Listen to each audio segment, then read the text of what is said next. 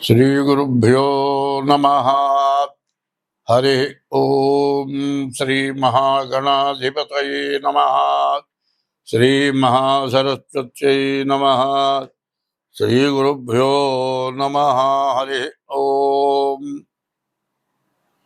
रामगुणाभिराम रघुराम पराक्रम भीम जानकी राम प्रपन्न राम बुधरंजित नाम सुधाम राम श्रीराम दुरंत दुर्भर विराम निष्काम यटंसु भक्ति मनसा गुरुपादमुलाश्रयं पुमा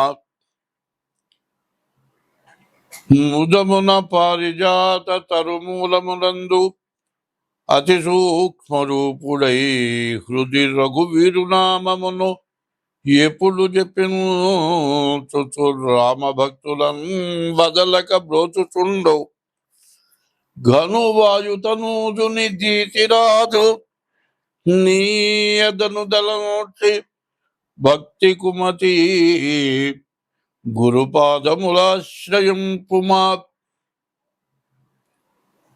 ఇప్పుడు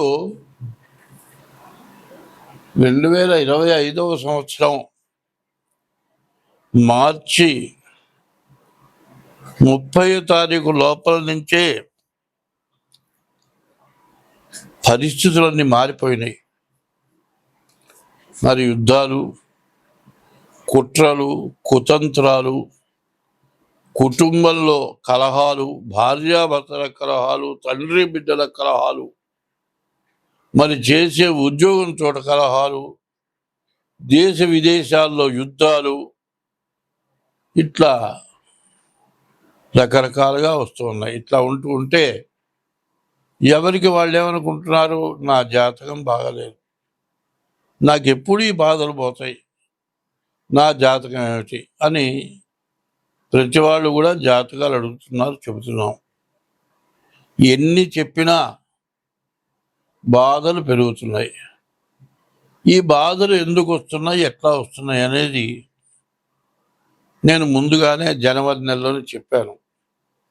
ముందు చాలా ఘోరాతి ఘోరాలు రాబోతున్నాయి. షడ్గ్రహ కూటమి రాబోతోంది. దీనివల్ల చాలా సమస్యలు వస్తాయి. ఈ సంవత్సరం పాపగ్రహాల యొక్క అధికారం ఎక్కువగా ఉన్నది.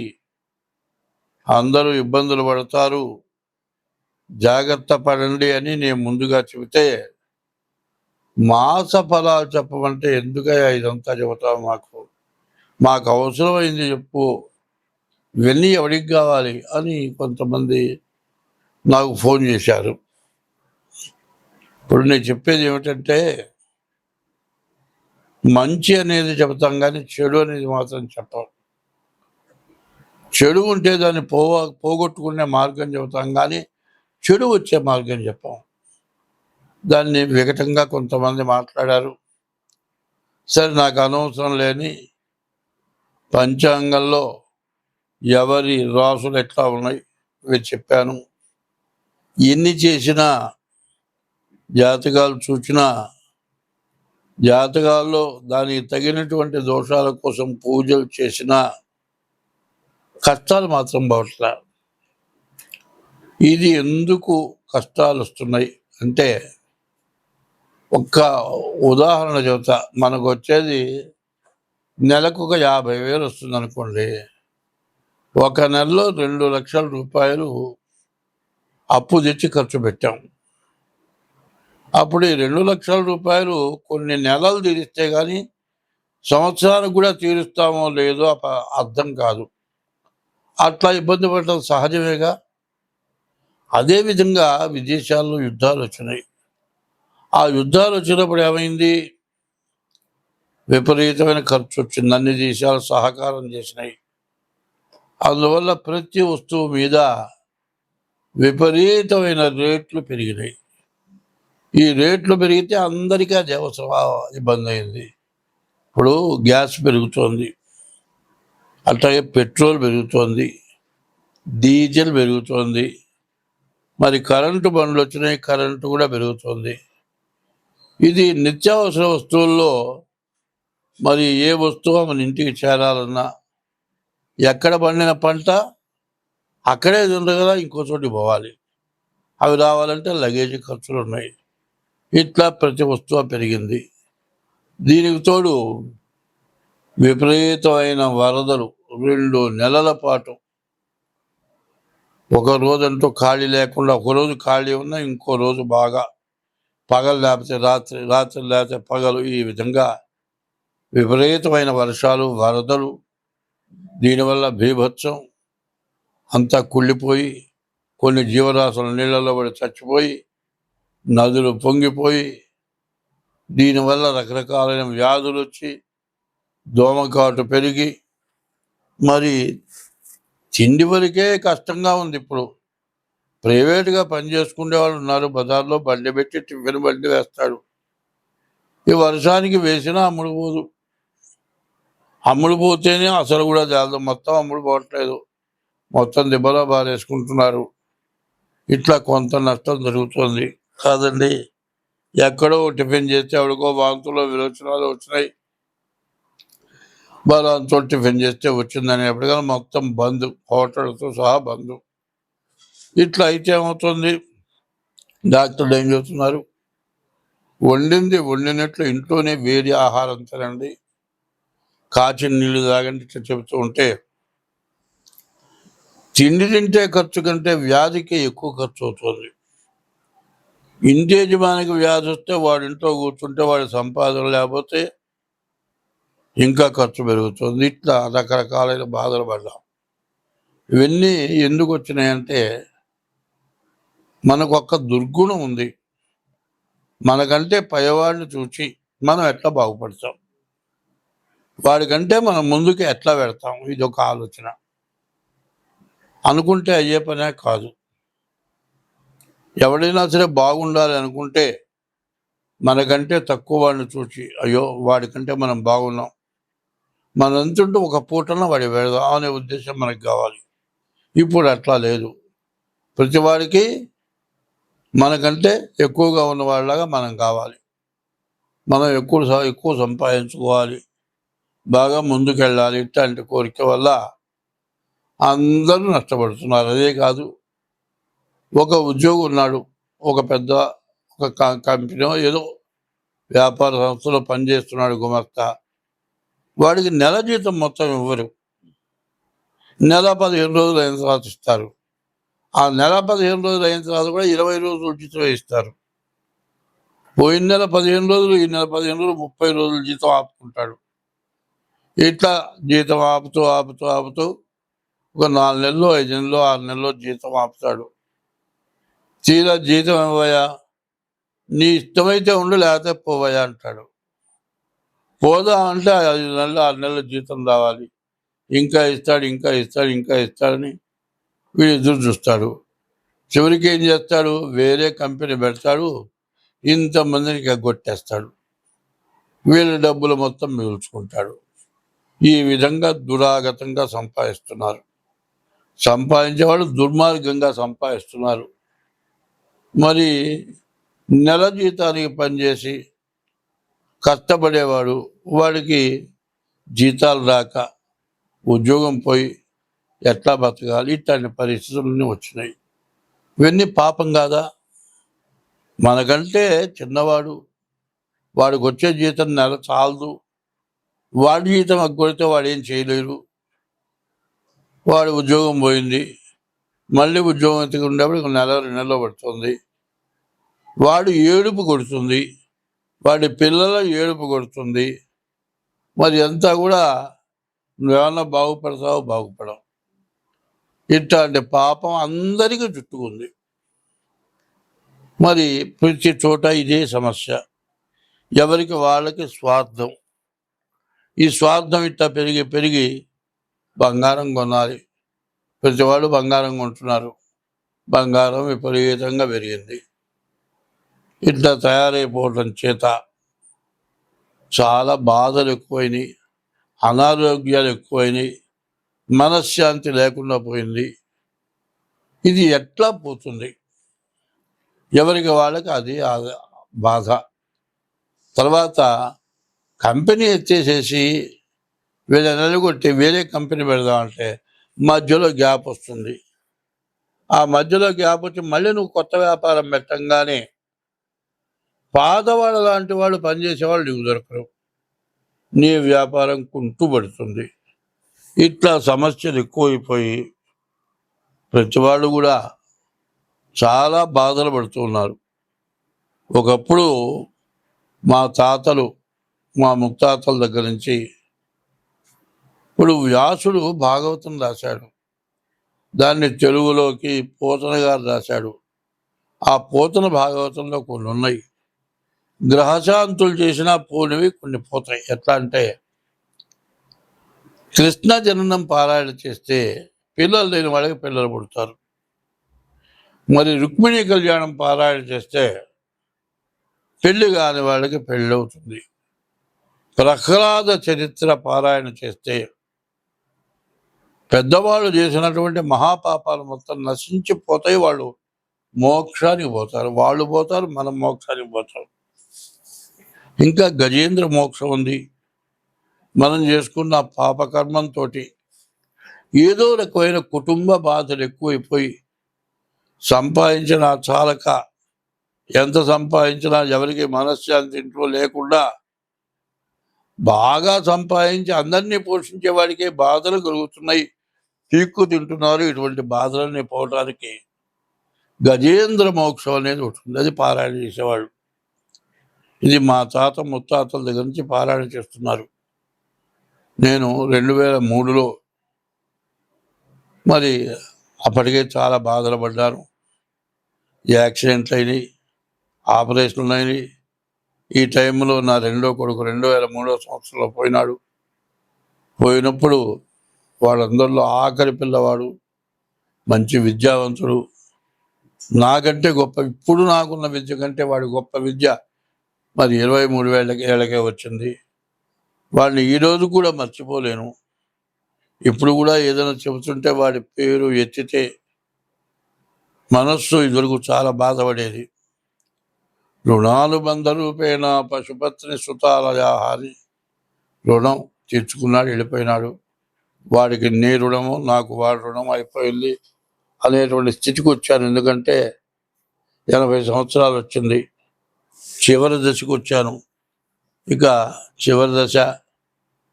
ఈ దశలో కొడుకు కోసమో, కుటుంబం కోసమో, డబ్బుల కోసమో బాధపడటం కాదు. ఇప్పుడు కావాల్సింది ఏమిటంటే ఎప్పుడు కూడా దైవ సాన్నిధ్యం చేరాలి, దైవాన్ని పూజించాలి.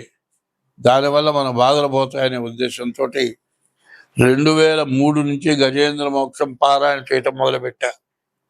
ఇప్పుడు నా ఆస్తి మొత్తం పిల్లలకి రాసేసా. నాకెవరు రూపాయి ఇచ్చేవాళ్ళు లేరు. రూపాయి కాదు, ఒరే బయటికి పోయి ఏదైనా కూరగాయలు తెచ్చిపెట్టరా అంటే తెచ్చిపెట్టే దిక్కు లేరు. ఇట్లాంటి పరిస్థితుల్లో నేను ఎట్లా బతకాలి? ఈ గజేంద్ర మోక్షం పారాయణ చేసిన తర్వాత ఇవాళ నాకు బతుకు తిరుగు మార్గం వచ్చింది. 80 ఏళ్ళు వచ్చినా నాకు ఏ దిగులు లేదు. ఎందుకంటే కావాల్సిన వస్తున్నాయి. ఎవరిని చేయిదా పడగాల్సిన పని లేదు. నా జీవితం మొత్తం ఇట్లాగే ఉంది. ఎవరికన్నా పెట్టా కానీ ఇట్లా చేజాపరా, అట్లాంటి పరిస్థితి వస్తుందేమనుకున్నా. మరి గజేంద్ర మోక్షం పారాయణ చేసిన తర్వాత అంతా అయిపోయింది. ఇక నా పని అయిపోయింది. ఎవరు నన్ను చూసేవాళ్ళు లేరు. 2003లో ఎట్లా బతకాలి? చివరికి నేనేం దొంగతనం చేయలేను, ఎవరిని మోసం చేయలేను, అడుక్కొని తిందాం అనుకున్నా. కానీ అది లేకుండా ఇవాళ మార్గం భగవంతుడు ఇచ్చాడు. నేను బతుకుతున్నాను, నాకే బాధ లేదు. ఇప్పుడున్న పరిస్థితుల్లో ఈ 25 నుంచి 27 వరకు, 2025 నుంచి 2027 వరకు కూడా గ్రహస్థితులు పూర్తిగా బాగాలేవు.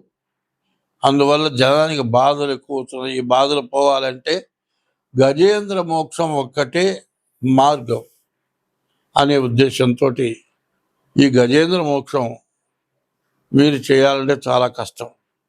ఎందుకంటే అది చాలా కష్టంగా ఉంటుంది. కొన్ని పదాలు మరి సప్తశతి అని పారాయణ ఉంది. దాంట్లో భార్యాం రక్షతు భైరవీం అని ఉంది. నా భార్యని రక్షించమని అర్థం. వాడు అక్షరం పొరపాటు పడి భార్యాం భక్షతు భైరవేమన్నాడు, నా భార్యని తినన్నాడు, అమ్మవారు తినేసింది. అట్లా కొన్ని కఠిన పదాలు ఉంటాయి. కాబట్టి దీంతో కూడా పోతన గారు రాసిన భాగవతంలో కూడా కఠిన పదాలు ఉన్నాయి. అవి ఎట్లా ఉన్నాయంటే, అమ్మవారు విష్ణుమూర్తి వెళ్ళిపోతుంటే ఎక్కడికి వెళ్తున్నావని అడగటం ఒక పద్యం ఉంది. అడిగేదనని కడువని జనునడిగిన తన మగడు నుడుగడని నడయుడుగున్ వెడనెడ సిరిముడి తడబడ నడుగిడు తిరిమ నడుగిడు నెడలనుంది. మరి ఇట్లాంటి పదాలు చాలా కష్టంగా ఉంటాయి. కాబట్టి ఇవి అందరి వల్ల కాదు. మీకు కావాలంటే ఈ గజేంద్ర మోక్షం పారాయణ చేసుకుంటే మీకు ఏ బాధలు ఉన్నా కూడా పోతాయి. 40 రోజులు లేకపోతే 21 రోజులు లేకపోతే 11 రోజులు చేయించుకోవడం మంచిది. దీనికి తగినంత ద్రవ్యాన్ని ఇచ్చి చేయించుకుంటే మీకు ఎప్పుడు ఫలితం వస్తుంది. గుళ్ళోకి పోయినప్పుడు కనీసం కానుకో, కొబ్బరికాయో, పండ్లో ఏవో తీసుకెళ్తాం. అట్లాగే అటువంటి పారాయణకు కూడా కొంత ఇచ్చి చేసుకోవాల్సిన అవసరం ఉంటుంది. అట్లా చేసుకుంటే మీకు అందరికీ బాగుంటుంది. ఇది ఈ గజేంద్ర మోక్షం 60 పద్యాలు చాలా కష్టమైనవి, అందరూ చేయలేరు. మొత్తం నేను చెప్పినా కూడా అందరికీ కూడా వినటానికి విసుగ్గా ఉంటుంది. కాబట్టి చాలా వరకు కుదించి ముఖ్యమైనవి, అర్థం వచ్చేవి, అది ఏమిటి విశేషం కథ తెలిసే పద్యాల వరకు చెబుతాను. గజేంద్ర మోక్షం చెప్పుకుందాం. అందులో ఈ కార్తీక మాసం చాలా విశేషమైన రోజులు. ఈ రోజుల్లో ఒక 40 రోజులు గజేంద్ర మోక్షం పారాయణ చేయించుకుంటే అన్ని రకాల బాధలు పోతాయి, దేశంలో క్షోభ పోతుంది, మరి ఉద్యోగం పోయిన వాళ్ళకి ఉద్యోగం వస్తుంది, బతుకు తిరిగిన వాళ్ళు తెరువు లేని వాళ్ళకి బతుకు తిరిగి వస్తుంది, కలహాలు పూర్తిగా పోతాయి, శత్రుత్వాలు పోతాయి. మొదలు పెడుతున్నాను. శ్రీమన్నామ పయోదశ్యామ ధరాభృల్లలామ జగదభిరామ రామా జనకామ మహోద్ధామ గుణస్థో మధామ దశరథరామ అన్యాలోకన భీకరం రుచితా శానీక పానేకములు వన్యే బంబులు కొన్ని మత్తతనులై ప్రజా విహారాగతో ధన్యత్వంబుల భూరి భూధరధరి ద్వారంబులందుండి సౌజన్య క్రీడల నీరుగాలివడి ఘాసారావగాహార్థ ఈ ఏనుగు అడవిలో శాకాహారి ఏనుగు, మాంసాహారి కాదు. అందరికీ కూడా మంచిదానిగా, అందరి మేలు కోరేదానిగా అడవిలో ఉండే మృగాలన్నీ కూడా ఆ ఏనుగును పూజించేవి, ఏనుగు దగ్గర చెప్పినట్లు వినేవి. అయితే ఏనుగు గనక కోపం వస్తే పెద్ద పెద్ద వృక్షాలు కూడా తొండంతో అట్లా మేలేసి కదిలిచ్చి వేళ్లతో సహా ఊడబేకి ఆ చెట్లు కూడా నేలకేసి కొడుతుంది. ఎవరు బతకరు, దుమ్ము రేగిపోతుంది, కొండరాళ్ళు కూడా పడిపోతాయి, దుల్లొచ్చేస్తుంది. అటువంటి ఏనుగ ఆడ ఏనుగులతో కలిసి యవ్వనంలో ఆనందంగా బయలుదేరినాయి కొన్ని ఆడ ఏనుగులు, ఒక ఏనుగ, మగ ఏనుగ. ఈ వెళ్ళేటప్పుడు మొత్తం దుమ్ము రేగిపోతుంది, ఎక్కడెక్కడ జీవరాశులు పారిపోయినాయి. మరి సింహం ఏనుగ మెదడు తింటుందంటారు. అటువంటి సింహానికి కూడా భయం పుట్టింది. ఎందుకంటే ఏనుగ విజృంభిస్తే ఏ జీవరాశి కూడా తట్టుకోలేదు. అన్నీ పోయి ఎక్కడో దాక్కున్నాయి, ఆనందంగా ఆడుకుంటున్నాయి మగ ఏనుగ ఆడ ఏనుగలు. మనం కూడా మగవాళ్ళు కూడా ఇప్పుడు ఆడ మనిషి మగ మనిషి పెళ్ళయిన తర్వాత భార్యాభర్త ఇద్దరు కూడా విహారయాత్రకి వెళ్తారు. వెళ్ళి అక్కడ ఎంతో ఆనందంగా ఏవేవో వాళ్ళు ఇష్టం వచ్చినట్లుగా ప్రవర్తిస్తారు. అట్లా ఏనుగా, మగ ఏనుగా, ఆడ ఏనుగులు అన్నీ అమ్మడబడ్డాయి. మరి అట్లా ఆనందంగా వెళుతూ ఉండగా దారిలో ఒక చెరువు కనపడ్డది. ఈ మోగ ఏనుగ చెరువులో దిగినాయి. దాంతోపాటు ఆడ ఏనుగులు కూడా బయలుదేరినాయి, మొత్తం చెరువులో దిగినాయి. నీళ్లు తొండంతో పీల్చి మరి బాగా కిందికి ఫ్రెషర్గా వదిలి నీరంతా కూడా కలుషితం చేసి ఆడుకొని ఏనుగుల గందరగోళం చెరువంతా చేసినాయి. ఆ టైంలో ఎక్కడ చూసినా ఆగమాగంగా ఉంది. అటగా అంచంగరణీ విభుండునవ పుల్లాం భోజకల్హాదమున్ నటదిందీవరవాదమున్ గమట మీనగ్రాహ దుర్వారమున్ వటహింతాళల సాల సాల సుమనోవల్లి కుటీ తీరమున్ చెటులో దూతమరాళ చక్రవక సంచారంబుగా సారమున్. ఏనుగులన్నీ కూడా ఇష్టానుసారంగా తిరిగి ఆ చెరువులో ఆటలాడుతూ ఉండగా చెరువులో మొసళ్ళు ఉంటాయి. ఒక మొసలు వచ్చి ఈ ఏనుగ కాలు పట్టుకుంది. ఈ ఏనుగు ఎట్లా ఉందంటే బాగా బలంగా ఉంది. అసలు పెద్ద పెద్ద చెట్లే నా దగ్గర బతకలేదు, ఇదేవైతే నా కాలు పట్టుకుంది అని గట్టిగా లాగి ఇసిరి కొట్టింది. ఇసిరి కొడితే కాలే పోయింది, కానీ మొసలు మాత్రం వదలలే. కాలంతా కూడా నొప్పి చేసింది.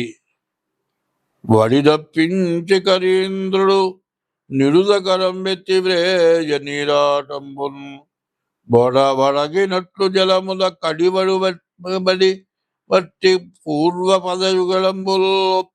కాలుతో ఇసిరి కొడితే కాలు పట్టుకొని ఉంది, మొసలి వదల్లా, ఇంకా తిప్పలపడది. కరిదిగొచ్చు మకరి సరిసికి కరిదరికి మకరిదిగుచు గరి కరి వెరయను కరికి మకరికి గరి భరమన ఇట్ల తలకు తల బటుల దరి పడన్. ఏనుగ ఇసిరి కొడుతోంది, మొసల బట్టు లాగుతోంది, ఏనుగు ఒడ్డు లాగుతోంది, మళ్ళీ మొసలు లోపల లాగుతోంది. ఇక కొన్ని సంవత్సరాలు, 1000 సంవత్సరాలు గడిచింది. ఈ ఆడ ఏనుగులు చూసి చూసి చూసి ఇది అయిపోయింది. తిండి లేదు, నీళ్ళు లేవు, ఆహారం లేదు. ఈ మొగ ఏనుగ శుష్కించిపోయింది, ముసిల్ది అయిపోయింది, కళ్ళలన్నీ కూడా కరిగిపోయినాయి, ఎముకలు బయటపడ్డాయి. ఈ ఆడ ఏనుగులు చూసినాయి. ఎప్పుడు కూడా వృద్ధాప్యం వచ్చిన తర్వాత ఆడ మనిషి కూడా మగవాడి మీద చీదర పుడుతుంది దానికి. అంతకుముందు మాత్రం మగవాడు కావాలి, వృద్ధాప్యం వచ్చిన తర్వాత మగవాడు ఆడ మనిషికి అవసరం లేదు. చీదరించుకుంది. ఈ ఆడ ఏనుగులన్నీ కూడా ఎటు అటు వెళ్ళిపోయినాయి. మకరితో ఓడబోరు మాతంగ విభుని నొక్కరుని దించిపోవ కాళ్ళు రాక కోరి చూచుచుండే గుంజరీ యూధంబు మగలు తగులుగా రెమవుగవలకును జీవనంబుదనకు జీవనం వయ్యుంట నలవు చరమునంత కక్కి మకరముప్పెడస్య మతే బమల్లమ్ము బహుళ పక్ష సీత భానుపగిది.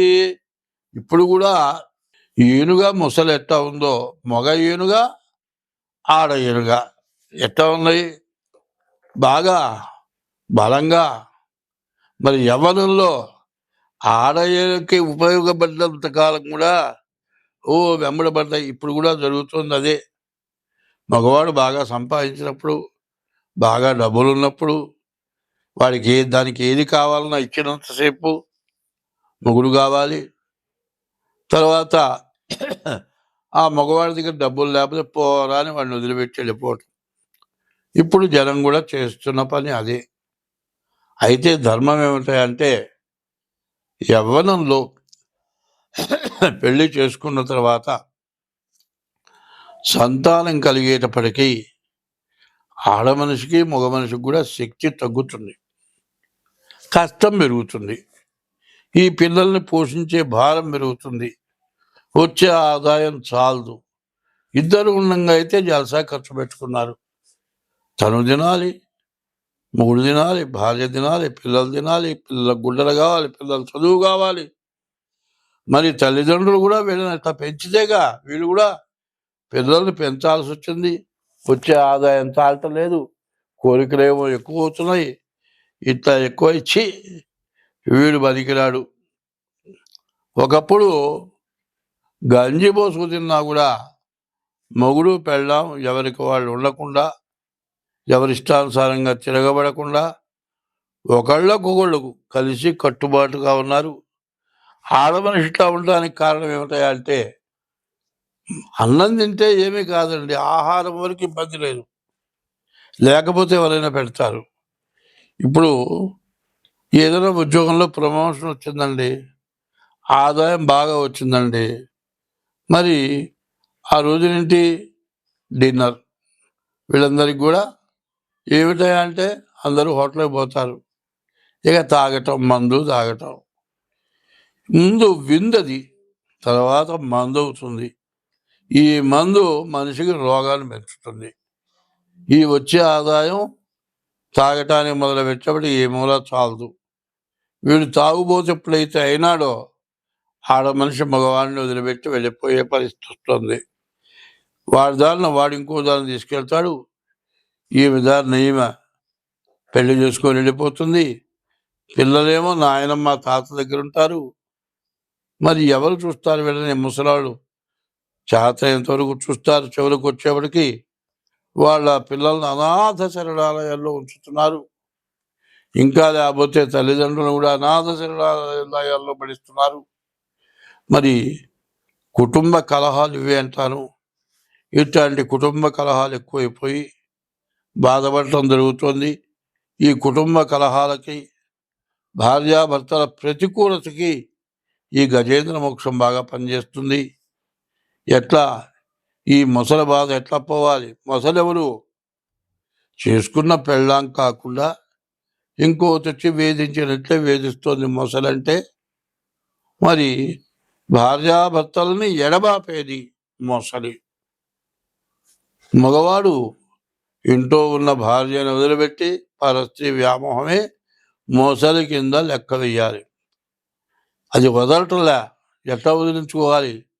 పాదద్వంద్వము నీలమోపి పవనున్ బంధించి పంచేంద్రియోన్మాదంబుం పరిమార్చి బుద్ధిలతకున్ మారాకు హత్తించి నిష్ఖేద బ్రహ్మ పదావలంబనరతన్ క్రీడించు యోగేంద్ర మర్యాదన్ నక్రమ విక్రమిను చగరి పాదాక్రాంత నిర్వక్రమయే. అడవిలో పులులు, సింహాలు, మొసళ్ళు, ఏనుగలు, మరి రకరకాలైన జీవరాశులు, పాములు, తేళ్లు, మండ్రగబ్బలు, మరి కొండ చెరువులు ఎన్నో ఉంటాయి. అట్లాంటి చోట్ల తపస్సు చేసుకునే వాళ్ళు కూడా అడవిలో ఉంటారు. ఆ తపస్సు చేసుకునే వాళ్ళని చూసి ఏనుగు అనుకుంటోంది, వాళ్ళు గాలి స్తంభింపజేసి సంవత్సరాల పాటు అట్లాగే కూర్చుంటున్నారు. ఒంటి మీద పాములు బాకినా, చీమలు బాకినా, మట్టి వచ్చబడ్డా, ఆకులు వచ్చబడ్డా ఏమి తెలియకుండా అట్లా కూర్చుంటున్నారు.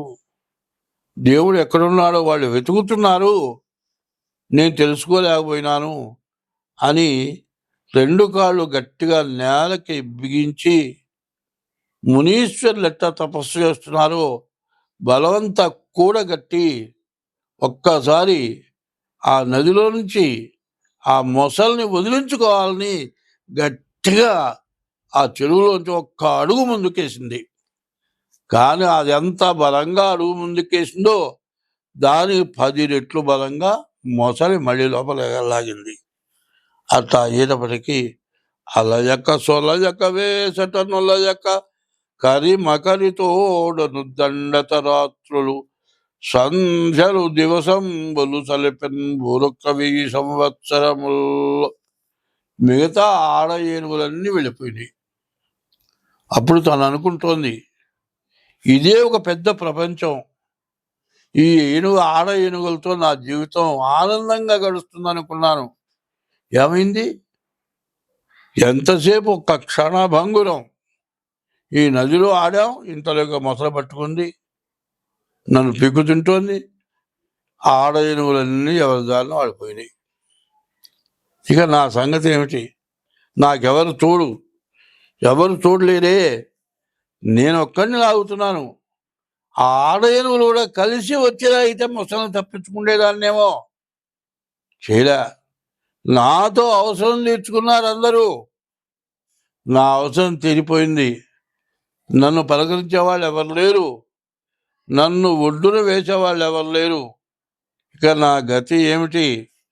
పృథుశక్తిన్ గజమా జలగ్రహముతో బెక్కేండ్లు పోరాడి సంసిదిలంబై తనలావుబై వైరి బలముంజించి మిథ్యా మనోరథమింకేటికి దీనిగల్వ సరిపోరంజాలరాదంచు సవ్యధమయీ ఇట్లను పూర్వ పుణ్యబల దివ్యజ్ఞాన సంపత్తితో ఇక నేనేమీ చేయలేను. నా శక్తి అంతా అయిపోయింది. నా శక్తి ఉన్నంతకాలం నన్ను వాడుకున్నారు. నా శక్తి అయిపోయిన తర్వాత అందరూ వదిలేశారు. నన్ను రక్షించేవాళ్ళు ఎవరు? ఏ రూపంబున దీనిగల్తు ఇతమీ దేవేల్పు జింతింతు ఎవ్వారింజీరుదు ఎవరంటమిక ఇవారి ప్రచారోత్తమం వారిం పొందగు వారలెవ్వరఖిల వ్యాపార పారాయణులు లేరే మృక్కెదా దిక్కుమాలిన మొరాలింపన్ర పుణ్యాత్మకులు. ఎవరైనా పుణ్యాత్ములు, పుణ్యం అనేది చేసేటువంటి వాళ్ళు ఎవరైనా గనక ఉంటే నన్నొచ్చి రక్షించాలి.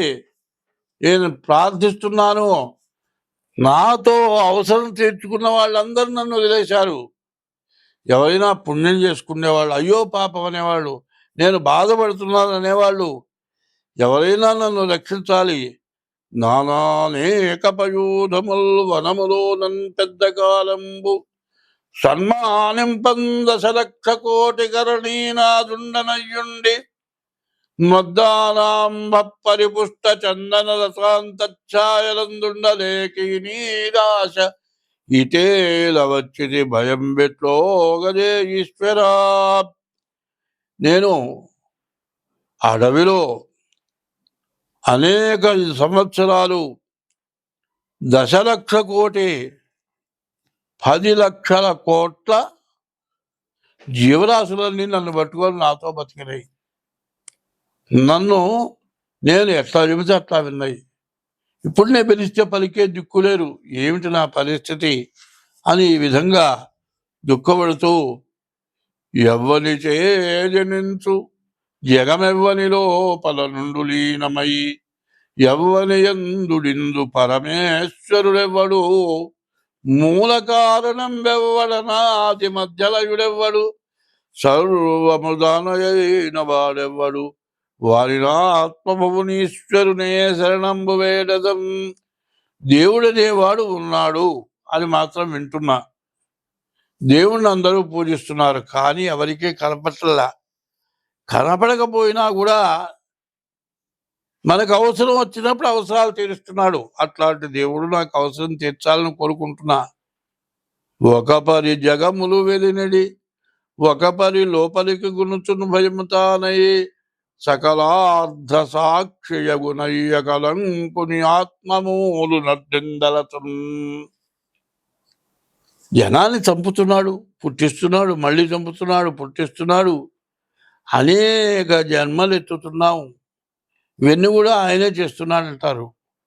లోకంబులు లోకేశులు లోకస్తులు తెగిన తుది నలోకంబగు పెంజీగటిగవ్వల ఎవ్వండే కాకృతి వెలుగునతనినే సేవింతున్. ఇంత 1,00,000 కోట్ల జనాల్ని, మరి 84 లక్షల జీవరాశుల్ని పుట్టిస్తున్నాడు, పోషిస్తున్నాడు, పెంచుతున్నాడు, మళ్ళీ ముంచుతున్నాడు. ఆయన ఎవరు? ఆయన కోసం నేను ప్రార్థిస్తున్నాను. ముక్త సంగులైన మునులు దిదృక్షులు సర్వభూతహితులు సాధు చిత్తులు అసదృశ వ్రతాఢ్యులై కొల్తురెవ్వరి దివ్య పదము వాడు దిక్కు నాకు. మునులైన వాళ్ళు, మంచివాళ్ళు అనేక మంది ఆయన్ని ప్రార్థిస్తే వాళ్ళకి ప్రత్యక్షమై వాళ్ళ కోరికలన్నీ కూడా తీర్చాట. ఆయన్ని నేను ఎన్ని ప్రార్థించినా అసలు పలకటం లేదు, లావుక్కింతయు లేదు. ధైర్యము విలోలంబయ్యే ప్రాణంబులను తావు తప్పెను మూర్ఛ వచ్చే తనువుండస్యన్ శ్రమం వయడిను నీవే తప్ప ఇతప్పరం బెరుగా మన్నింపందగుందీను నిన్ రావే ఈశ్వర కావవే వరదా సంరక్షింపు భద్రాత్మక. శరీరం మొత్తం సృష్టించిపోయింది, లావు తగ్గిపోయినా సన్నబడిపోయినా ఎట్టా ఉన్నాను? యవ్వనంలో మరి 5 ఏనుగుల లావు ఉన్నా. ఇప్పుడు ఎట్లా ఉన్నాను? పుట్టిన పిల్ల ఏనుగులాగా తయారైపోయినా. ఈ పరిస్థితులు ఏంటి? ఇట్లా ఉండడానికి కారణం ఏంటి? నా శరీరం అంతా కూడా శుష్కించిపోయింది, కండలు కరిగిపోయినాయి, ఎముకలు కూడా మరి ఎముకల్లో శక్తి కూడా తగ్గిపోయింది, ఎముకలు కూడా నొప్పులు వస్తున్నాయి, బతికే పరిస్థితి లేదు, మరి ఆయాసం వస్తోంది, గాలి పీల్చుకోలేకపోతున్నా, మాట రావటం లేదు, నిన్ను కేకేద్దామంటే నా వల్ల కావటం లేదు. ఆ మొసల్ని లాగే సంగతి ఎట్లా ఉంచు, మొసల్ని వదిలించుకునే పరిస్థితి ఎట్లా ఉంచు, నా ప్రాణం ఉంటుందో పోతుందో అనే పరిస్థితిలో ఉన్నాను. ఏమిటి నా పరిస్థితి? ఓ కమలాప్తయో వరదయో ప్రతిపక్ష వివక్ష దూర కుయ్యో కవియో వంద్య సుగుణోత్తమయో శరణాగతమరాన్మోకహయో మునీశ్వర మనోహర యో విపుల ప్రభావ రావే కరుణింపవే తలపవే శరణార్థిని నన్నుగావవే. నేను నిన్ను శరణు వేడుతున్నా, కానీ ఆ కోరిక నిన్ను వేరేటువంటి శక్తి కూడా అయిపోయింది. నోట్లోంచి మాట రావట్లే, గాలి పీల్చుకొని రాబోతున్నా. ఈ గాలి పోయిందంటే నా ప్రాణం పోతుంది. నా ప్రాణం పోయే లోపల నువ్వు వస్తావా? నన్ను రక్షిస్తావా? నన్ను బతికిస్తావా? నేను బతకడమా? నన్ను చంపుతావా? ఏం చేస్తావయ్యా అని అనేక విధాల ఏనుగు ప్రార్థించింది. అప్పుడు అలవైకుంఠపురంబులో నగరిలో నా మూల సౌధంబుదాపద మందారవనాంతరామృత సరప్రాంతేందుకాంతోపలోత్పల పర్యంకరమా వినోదియగుణాపన్న ప్రసన్నుండు విక్వల నాగేంద్రమో పాహి పాహియన కుయ్యాళి నూటి సంరంభిజయి. కింద పడిపోయే పరిస్థితి వచ్చిన తర్వాత మరి ఆయన ఆ శ్రీ మహావిష్ణువు వైకుంఠపురంలో వనంలో లక్ష్మీదేవి శ్రీ మహావిష్ణువు ఆడుకుంటున్నట్ట కటికలు లేచాడు, పరిగెత్తున్నాడు. ఇట్ట పరిగెత్తుండగా అమ్మవారు ఏంటి ఇట్ట పరిగెత్తున్నాడు అని చూచింది. గబగబా వెళుతున్నాడు ఆయన. ఒంటి మీద గుడ్డ జారిపోతోంది, కాలికి అడ్డం పడుతోంది, బోర్ల పడబోతున్నాడు, మళ్ళీ గుడ్డ పైకి తీసుకుంటున్నాడు, పరిగెత్తుతున్నాడు. అసలు ఈ పరిగెత్తే లోపలే ఎక్కడ పడతాడో, ఏ కాలు ఇరుగుతుందో, ఏ చెయ్యి ఇరుగుతుందో, ఏమవుతుందో అని అంత భయంగా పరిగెత్తున్నాడు. అట్లా వెళుతూ ఉంటే ఆ అమ్మవారు చూసింది. ఏంది ఇట్లా వెళుతున్నాడు? అడిగేదననికడు వడిజను నలిగిన తన మగడు నుడుగడన నడయుడుకును వేడ నెల సిడిముడి తడబడ నడుగిడు నడుగిడదు జడిమ నడుగిడు నెడలను. అడుగుదామా? ఎక్కడికయ్యా, ఏమైందయ్యా చెప్పడు. ఈ మోగాళ్ళకి ఇది అలవాటు, వాళ్ళు అనుకున్నదే చేస్తారు, మనం చెప్పిన మాట వినరు. ఏమిటి పరిగెత్తడం అని అమ్మవారు విష్ణుమూర్తి వెనకాడితే అమ్మవారు పరిగెత్తుతోంది. వెనకాడితే శంఖం, చక్రం, గద, పద్మం, కౌమోదికి ఇవన్నీ కూడా వరుసగా వెంబడబడి వెళుతూ ఉన్నారు. ఆయన సేవకులంతా వెళుతున్నారు.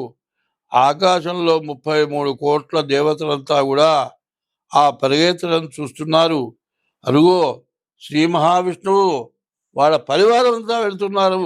నారద మహాముని దగ్గర నుంచి వాళ్ళని స్మరించి ఎప్పుడు దర్శనంగా శ్రీ మహావిష్ణువు పరివారం అంతా కూడా దర్శనమిస్తున్నారు. మన జన్మ తరించిపోతోంది అని వాళ్ళంతా కూడా దండం పెట్టుకుంటున్నారట. అట్లా ఆ విధంగా పరిగెత్తుకుంటూ వెళుతూ ఉంటే అప్పుడు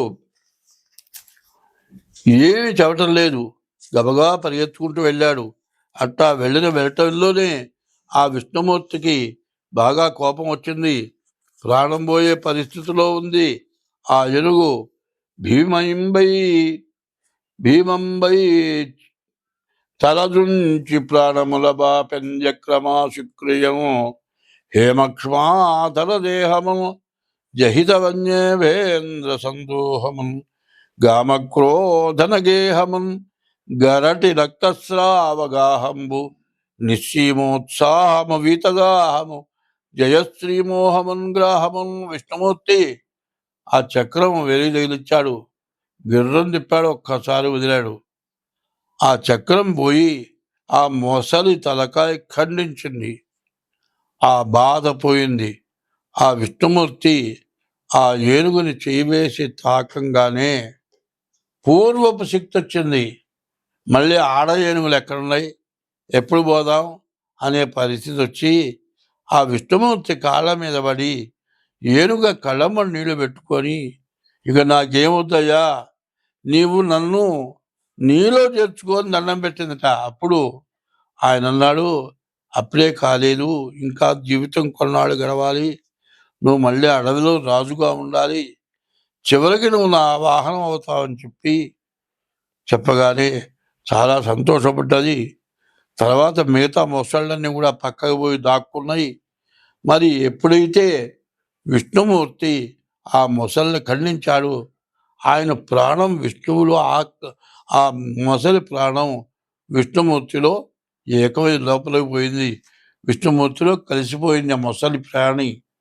మరి ఆ టైంలో దుర్మార్గులకేమో లోపల కడుపులో ఆవేదన కలిగింది. ఆ ఆవేదన ఎటువంటి ఆవేదన అంటే కడుపులో మంటలు, ఎక్కడ లేని ఆవేదన, తట్టుకోలేని బాధ కలిగిందిట. మంచి వాళ్ళకి విపరీతమైన ఆనందం కలిగిందిట. అది కాకుండా మరి చల్లటి గాలి వచ్చిందిట, మంచి పుష్పవర్షం కురిసిందిట, నదులన్నీ పొంగినయిట, ఉప్పొంగినయిట. దేవతలంతా కూడా ఆనందించారట. అందరూ కూడా ప్రార్థించారట. ఎట్లా ప్రార్థించారు? కర్మతంత్రుడగుచు కమలాక్షు గొల్చుచు నోభయ నియత వృత్తి నుండనేని చెడును కర్మమెల్ల శిథిలమై మెల్లన ప్రబలమైన విష్ణు భక్తి చెడదు.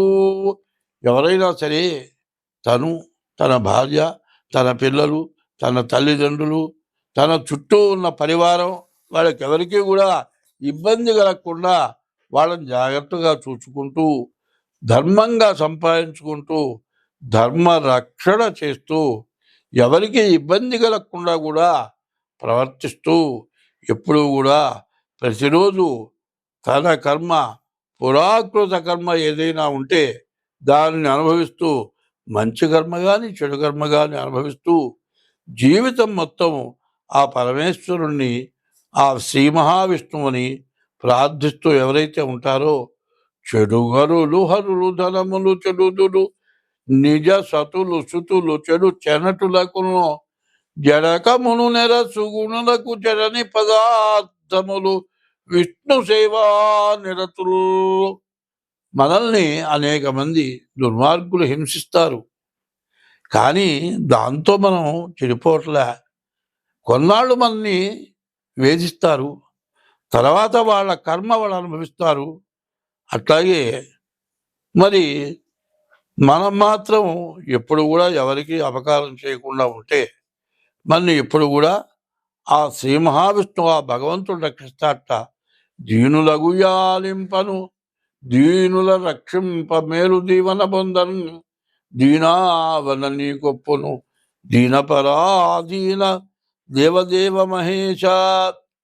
దిక్కులేని వాళ్ళని, దీనులైన వాళ్ళని, బతకటం చేతగాని వాళ్ళని ఎవరైతే ఉన్నారో వాళ్ళంతా ఆయన ప్రార్థిస్తే వాళ్ళకి ఏమీ లోటు లేకుండా చూస్తాడని గజేంద్ర మోక్షంలో ఉంది.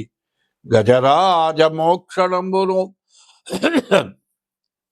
నిజముగా పఠించునట్టి నియత ఆత్మనకు గజరాజవరదుడిచ్చును గజ తురగ చందనములు కైవల్యంబుల్. రోజు 2 పూట్ల ఈ గజేంద్ర మోక్షాన్ని పారాయణ ఎవరైతే చేస్తారో వాళ్ళకి ఆ పరమేశ్వరుడు ఏనుగని పోషించడం అంటే కాదు, కష్టంట. మరియు కొడుకును కానీ వాడిని పోషిస్తుంటే వాడిని చేయకుండా కూర్చున్నారే, నిన్ను ఏనుగుని కట్టువేసుకున్నాను అంటారు. ఏనుగు తేలికైంది కాదు, చచ్చినా లక్షే బతికినా లక్ష ఏనుగా. అంత విశేషమైంది ఏనుగా.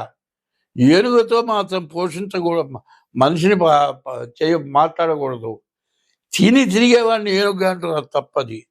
మరి ఆ ఏనుగ ఆఖరికి చర్మం కానీ, ఆఖరికి ఏనుగకు ఉండేటువంటి ఎముకలు కానీ అన్నీ ఉపయోగపడేవి.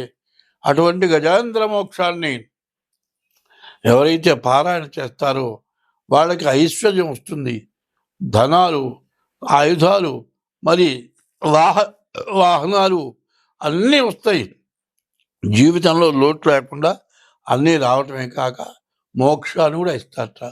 అయితే అటువంటి గజేంద్ర మోక్షం మొత్తం సుమారు 60 పద్యాల పైన ఉన్నాయి.